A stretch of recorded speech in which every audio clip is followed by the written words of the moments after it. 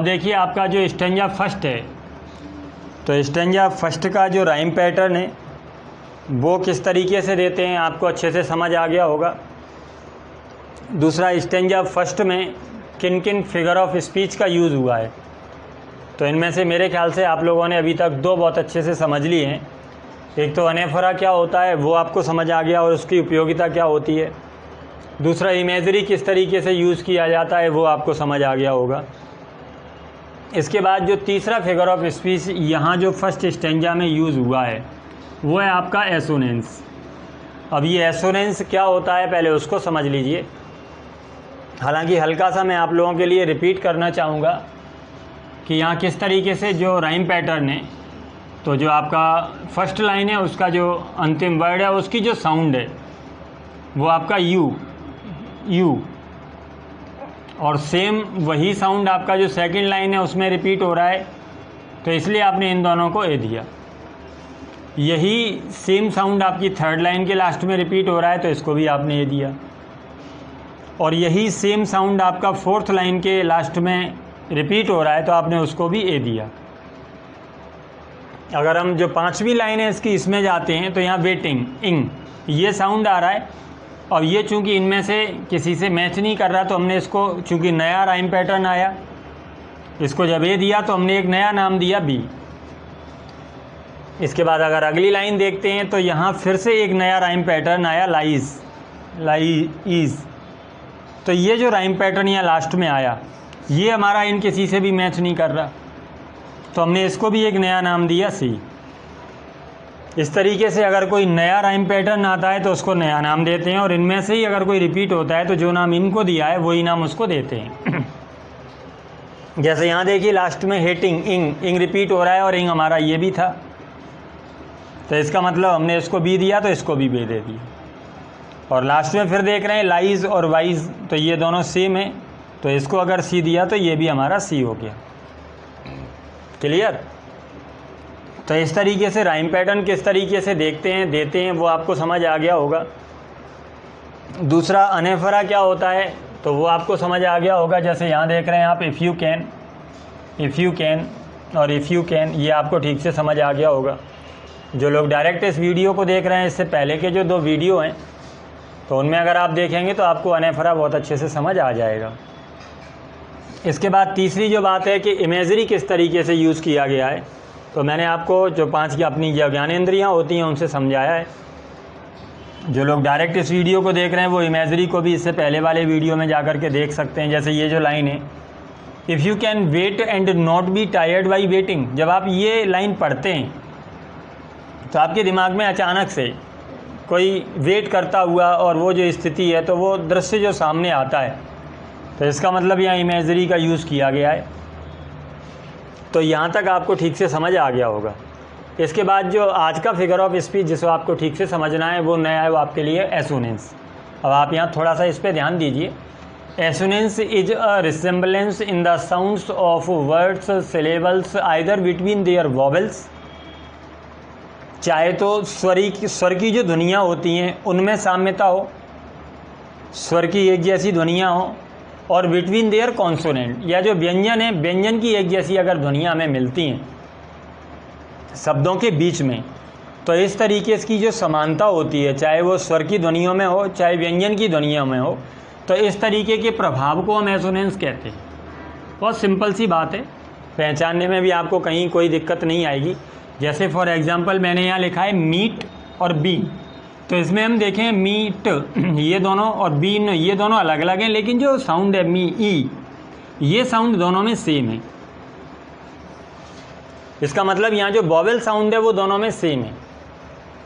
ठीक ऐसे ही देखें बिटवीन देयर कॉन्सोनेंट साउंड में अगर आप देखेंगे तो कीप और कैप, तो यहाँ अगर आप देखेंगे तो ई कै ए ये दोनों अलग अलग हैं, लेकिन कैप कीप तो ये दोनों साउंड सेम है, और वो क्या है, एक कॉन्सोनेंट है। तो चाहे तो कॉन्सोनेंट में और चाहे तो वॉवेल में, अगर इन दोनों में से किसी में भी रिसेम्बलेंस मिलता है उनकी साउंड में, तो ऐसी स्थिति में इस प्रभाव को हम उसको एसोनेंस कहते हैं। हालांकि assonance between consonants is generally called consonance, यानी अगर आपकी जो कॉन्सोनेंट की ध्वनियों में समानता पाई जाती है तो इस तरीके की समानता को अगर अमेरिकन यूजेस की बात करें तो वहाँ इसको कॉन्सोनेंस कहा जाता है। यहाँ आप इसको क्या कह रहे हैं, एसोनेंस। हालांकि एसोनेंस में ये रहता है कि स्वर और व्यंजन में से किसी में भी समानता होती है तो वो एसोनेंस में आता है। लेकिन अगर अपन अमेरिकन इंग्लिश की बात करें तो वहाँ कॉन्सोनेंट की समानता को वो लोग कॉन्सोनेंस कहते हैं। बात आ गई होगी समझ में। तो इस तरीके से आप कॉन्सोनेंस को अलग तरीके से भी देख सकते हैं कि कॉन्सोनेंस क्या है, कि consonance is a literary device, कि ये भी एक साहित्यिक डिवाइस है, identified by the repetition of identically और सिमिलर कॉन्सोनेंट इन नेबरिंग वर्ड्स। तो जो कॉन्सोनेंट की जो ध्वनियाँ होती हैं, जो नेबरिंग वर्ड्स होते हैं, जो पास के जो शब्द होते हैं, उनमें जो समानता होती है, जिनकी जो वॉवेल साउंड होती है वो बिल्कुल अलग होती है, लेकिन जो कॉन्सोनेंट की साउंड होती है वो बिल्कुल सेम होती है। जैसे फॉर एग्जांपल आप यहाँ देख सकते हैं कमिंग और होम, कमिंग और होम। तो यहाँ आप देख रहे हैं कि म यानी जो कॉन्सोनेंट की साउंड है वो दोनों में सेम है। ठीक इसी तरीके से हॉट और फुट, जो ट जो लास्ट में साउंड आ रही है, तो ये दोनों में सेम है।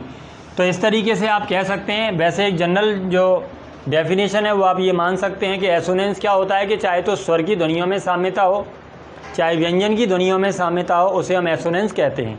लेकिन हाँ, अमेरिकन इंग्लिश की अगर बात करें तो वहाँ अगर व्यंजन की ध्वनियों में साम्यता होती है तो ऐसी स्थिति में उसको एसोनेंस न कहते हुए कॉन्सोनेंस कहा जाता है। क्लियर। अब आइए आपका जो स्टेंजा है, स्टेंजा फर्स्ट, इसमें आपको देखना है कि कॉन्सोनेंस आपको कहाँ कहाँ दिखाई दे रहा है, यानी इस फिगर ऑफ स्पीच का यूज़ आपका जो फर्स्ट स्टेंजा है इसमें कहाँ कहाँ हुआ है। तो सबसे पहले आप देख रहे हैं कि are losing their and blaming, losing and blaming. तो यहाँ आपको क्या दिखाई दे रहा है, इन, ये जो साउंड है इन, लॉसिंग एंड ब्लेमिंग, तो ये दोनों में सेम है। तो एक तो इन दोनों में आपको क्या दिखाई दे रहा है, एसोनेंस। इसके बाद अगर आप अगला जाते हैं तो अगला ये लाइन देखिए कि but make allowance for their doubting too, allowance doubting. तो ये जो ए यू साउंड आ रहा है, अलाउ, आउ, डाउ, तो ये जो ए यू साउंड आ रहा है वो दोनों में सेम है। तो इसका मतलब यहाँ भी हमें एसोनेंस दिखाई दे रहा है। और ठीक इसी तरीके से अगर आप आगे जाएंगे, और being hated don't give way to hating, being and hating, इंग, तो ये जो इंग साउंड आ रहा है जैसा यहाँ आपको दिखाई दिया था, ब्लेमिंग, लॉसिंग एंड ब्लेमिंग, तो ठीक यही आपको दिखाई दे रहा है बीइंग एंड हेटिंग। तो ये जो इन साउंड है ये दोनों में सेम है, तो यहाँ भी आपको जो एसोनेंस है वो दिखाई दे रहा है। इसके बाद अगर आप लास्ट में जाएंगे, and yet don't look too good, look good, ओ, लुक गुड, तो यहाँ जो आपको साउंड दिखाई दे रहा है दोनों में ये भी सेम है। तो इस तरीके से यहाँ भी हमें एसोनेंस दिखाई दे रहा है। तो मेरे ख्याल से जो फर्स्ट स्टेंजा है आपका कंप्लीट समझ में आ गया होगा। केवल इसमें एक बात और रह रही है कि यहाँ कौन से मीटर पैटर्न का यूज़ किया गया है।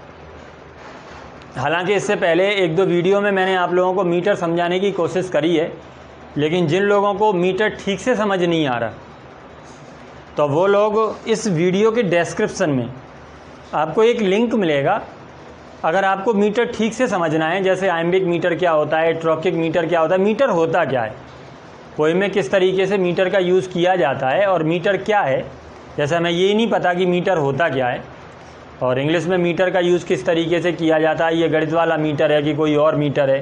तो आपको ये अगर ठीक से समझना है तो इस वीडियो के डिस्क्रिप्शन में आपको एक लिंक मिलेगा मीटर के लिए, तो वहाँ मैंने मीटर को काफ़ी ठीक से समझाया है। अगर आपको समझ में आ जाए उसे अच्छे से समझिए। फिर इसके बाद आपका यहाँ किस मीटर का यूज़ हुआ है, तो पहले एक बार उस वीडियो को देखें और फिर इसके बाद इसको समझने की कोशिश करें।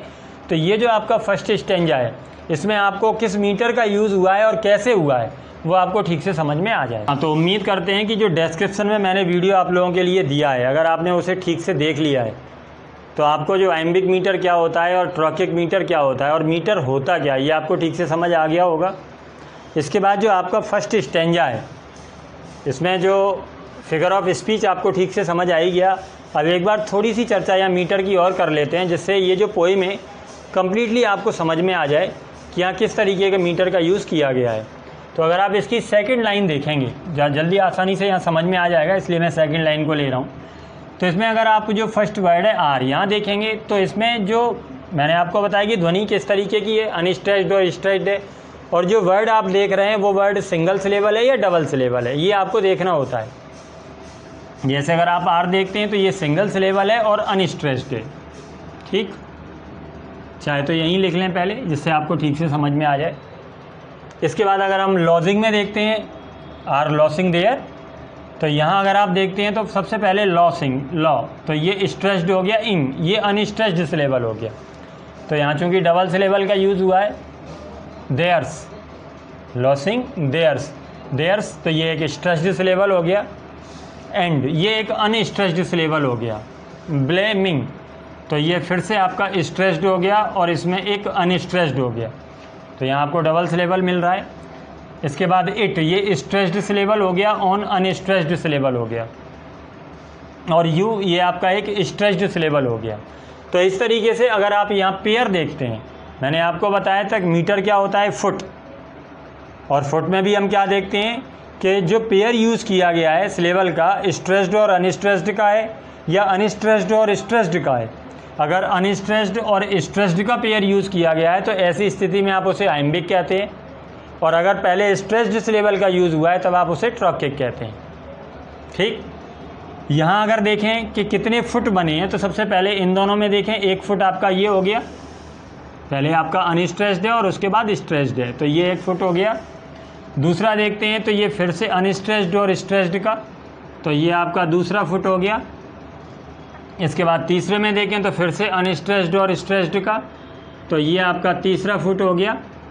फिर चौथे में देखें तो ये आपका अनस्ट्रेच्ड और स्ट्रेच्ड का, तो ये आपका फोर्थ फुट हो गया। और इसके बाद नेक्स्ट में देखें तो ये फिर से अनस्ट्रेच्ड और स्ट्रेच्ड का जोड़ा यूज़ किया है।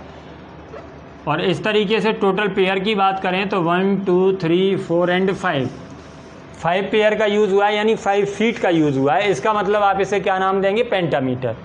अब चूंकि पहले अनस्ट्रेच्ड और उसके बाद स्ट्रेच्ड सिलेबल का यूज़ किया गया है, इसलिए आप इसे क्या नाम देंगे, आइम्बिक। तो इस तरीके से ये जो आपकी पोएम है वो आइम्बिक पेंटामीटर में लिखी गई है। प्रत्येक लाइन में आपको ये मिलेगा। तो मेरे ख्याल से जो फर्स्ट स्टेंजा है उसमें फिगर ऑफ स्पीच क्या है, बहुत सारी फिगर ऑफ स्पीच का यूज़ हुआ है। हालांकि आगे भी जो आपका सेकंड है उसमें भी आपको फिगर ऑफ स्पीच समझने को मिलेगा, लेकिन एक एक करके अगर आप अभी से, जैसे अभी आपका जो स्टैंडर्ड है वो 10th स्टैंडर्ड है, MP बोर्ड है आपका, लेकिन अगर आप थोड़ा थोड़ा ध्यान देने लगेंगे फिगर ऑफ स्पीच क्या होता है, मीटर क्या होता है और किस तरीके से इनका यूज़ किया जाता है, जैसे आप हिंदी में समझते हैं अलंकार क्या होता है, तो बिल्कुल ठीक इसी तरीके से फिगर ऑफ स्पीच को भी आपको ठीक से समझना है। जैसे मात्राएं किस तरीके से यूज़ करी जाती हैं, तो वो सारी बातें जो हिंदी में होती हैं, ठीक इसी तरीके से अगर आप ग्रामर को ठीक से समझना चाहते हैं तो यहाँ भी आपको अच्छे से समझना चाहिए। चलिए इसके बाद देखते हैं आपका जो सेकंड स्टेंजा है, बहुत अच्छा स्टेंजा है, जो पोएम है बहुत अच्छी पोएम है। मैंने आपको बताया था कि एक नॉलेजेबल पोएम है और साथ साथ में यहाँ एक आपको शिक्षा भी मिलती है। दोनों ही बातें हैं, अंग्रेजी की बहुत सारा जो फिगर ऑफ स्पीच के बारे में जो नॉलेज है वो आपको देखने को मिलेगा, और साथ साथ में इस पोएम के द्वारा आप ये भी सीखेंगे कि एक कंप्लीट मैन होने के लिए हमारे अंदर किन किन गुणों का होना ज़रूरी है। तो चलिए अब देखिए आपका जो सेकंड स्टेंजा है।